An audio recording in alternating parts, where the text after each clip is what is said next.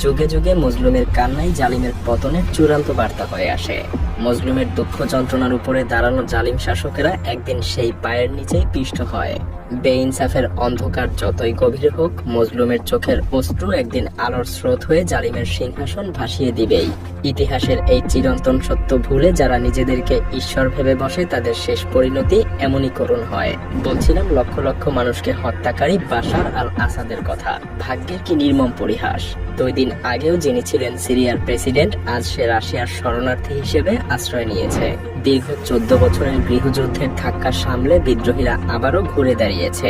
মাত্র 2 সপ্তাহের রূপকথার গল্পের মতো অসাধারণ সাহসিকতায় তারা বাশার আল আসাদকে ক্ষমতাচ্যুত করেছে। কিন্তু এই বিজয়ের পরেও প্রশ্ন থেকে যায়, তারা কি তাদের এই বিজয় টিকিয়ে রাখতে পারবে, নাকি ইসরায়েল এই সুযোগে সিরিয়ার দুর্বলতাকে কাজে লাগিয়ে গোলান মালভূমি টপকিয়ে দখল করে নিবে সিরিয়ার আরো অনেক শহর।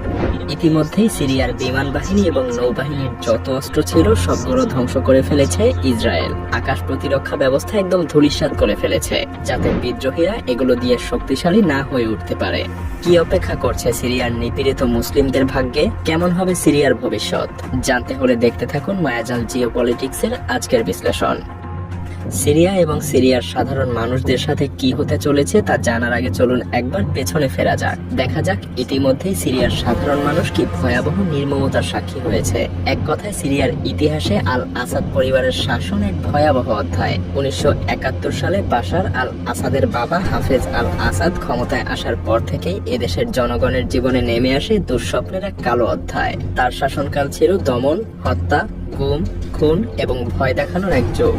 যেমন 1982 সালে হামা শহরের মুসলিম ব্রাদারহুডের বিদ্রোহ দমনের নামে হাফেজ আল আসাদ যে গণহত্যা চালিয়েছিল তা সিরিয়ার ইতিহাসে কালো অক্ষরে লেখা থাকবে আজীবন।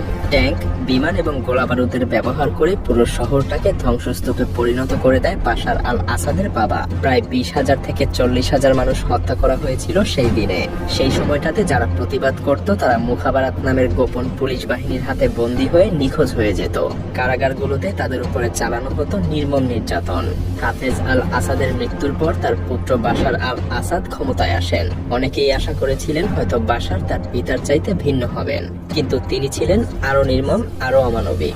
2011 সালে আরব বসন্তের সময় যখন সিরিয়ার জনগণ গণতান্ত্রিক সংস্কারের দাবিতে রাস্তায় নেমে আসে, তখন তাদের উপরে গুলি চালানো হয়। এই আন্দোলন ধীরে ধীরে গৃহযুদ্ধে পরিণত হয়। সাধারণ মানুষ যারা নিজেদের অধিকার রক্ষার জন্য লড়াই করেছিল তাদের উপর বাশার চালায় রাসায়নিক অস্ত্রের হামলা। 2014 সালে গোতার হামলায় এক রাতেই প্রায় 1400 মানুষ নিহত হয়েছিল। শিশু, নারী, বৃদ্ধা কেউই রেহাই পায়নি। তাদের নিথর দেহ আর বিষক্রিয়ায় থেমে যাওয়া শ্বাস, এই দৃশ্য দেখে বিশ্ব স্তব্ধ হয়ে গিয়েছিল। সিরিয়ার কারাগারগুলোতে হাজার হাজার মানুষ বন্দী ছিল। তারা দিনরাত নির্মম নির্যাতনের শিকার হতো। বাশার আল আসাদের শাসনে সিরিয়ার মানুষের জীবনে স্বাধীনতা তো দূরের কথা, মানবাধিকারও বিলুপ্ত হয়ে গিয়েছিল। খাদ্য সরবরাহ বন্ধ করা, চিকিৎসা ব্যবস্থা ভেঙে ফেলা এবং প্রতিনিয়ত বোমা হামলা চালিয়ে সাধারণ জনগণের জীবন দুর্বিষহ করে তুলেছিলেন বাশার। তার শাসনকাল ছিল জনগণের জন্য এক চরম দুঃস্বপ্ন। তবে সিরিয়ার জনগণের ধৈর্যের বাঁধ ভেঙে গিয়েছিল 2011 সালে। আরব বসন্তের ঢেউ যখন মধ্যপ্রাচ্যের দেশগুলোতে পরিবর্তনের বার্তা নিয়ে আসে, তখন সিরিয়ার সাধারণ মানুষও রাস্তায় নেমে আসে। তারা শুধু চেয়েছিল একটা গণতান্ত্রিক দেশ যেখানে তারা প্রাণ খুলে কথা বলতে পারবে। তবে তাদের এই শান্তিপূর্ণ আন্দোলন বাশার আল আসাদের চোখে ছিল এক বিদ্রোহ, আর তাই সেনাবাহিনী দিয়ে বিক্ষোভকারীদেরকে গুলি করে হত্যা করতে আদেশ দেয় বাশার। মানুষ আর কত সহ্য করতে পারে? এই দমন পীড়নের শান্তিপূর্ণ প্রতিবাদ অচিরেই সশস্ত্র গৃহযুদ্ধে রূপ নেয়। জনগণের মধ্যে থেকে গড়ে ওঠে ফ্রি সিরিয়ান আর্মি। তারা অস্ত্র তুলে নিল এবং শপথ করলো তারা বাশার আল আসাদকে ক্ষমতা থেকে সরিয়ে একটা মুক্ত দেশ গড়ে তুলবে। বিদ্রোহীরা আলেপ্পা, হামা এবং হোমসের মতো বড় শহরগুলোর দখল নেয়। কিন্তু বিদ্রোহীদের লড়াই সহজ ছিল না।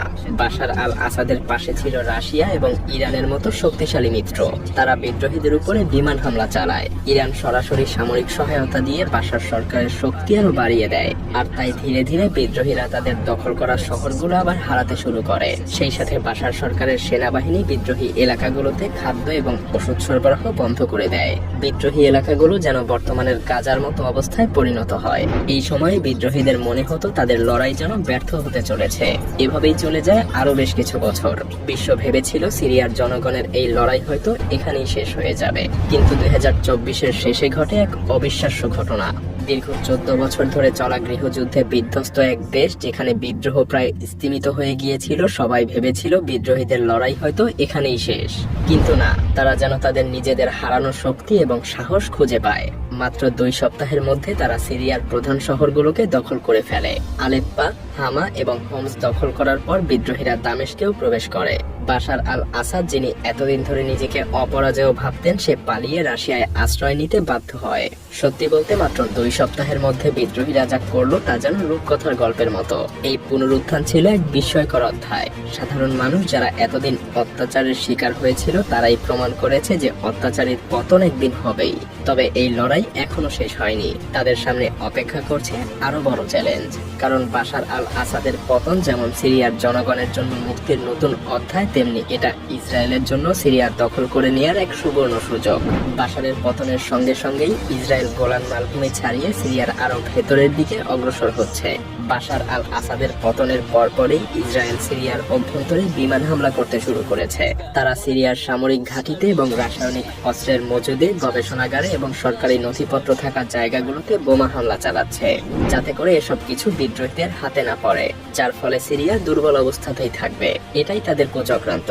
হ্যাঁ, প্রকৃতপক্ষে ইসরায়েলের লক্ষ্য সিরিয়ার এই দুর্বলতাকে কাজে লাগিয়ে সেখানে একটা ক্ষমতার শূন্যতা সৃষ্টি করা, যাতে তারা সিরিয়ার আরো শহর দখলে নিতে পারে। আর তাই 14 বছরের গৃহযুদ্ধের পরেও আজকের সিরিয়ায় মুসলিম জনগণের ভবিষ্যৎ কেমন হবে তা নিয়ে রয়েছে গভীর সংশয়। তবে সম্ভাবনাও আছে, কারণ বিদ্রোহীরা এখন বসে থাকবে না। তারা প্রয়োজনে ইসরায়েলের বিরুদ্ধে যুদ্ধ করতেও দ্বিতীয়বার ভাববে না। সেই সাথে বিদ্রোহী গোষ্ঠীগুলো যদি সংঘবদ্ধ থাকে, তাহলে তাদেরকে কেউই হারাতে পারবে না। তাদের সংঘবদ্ধ শক্তি যে কতটা শক্তিশালী তা তারা ইতিমধ্যেই প্রমাণ করে দিয়েছে। তো দেখা যাক কি অপেক্ষা করছে যুদ্ধ বিধ্বস্ত সিরিয়ার ভাগ্যে।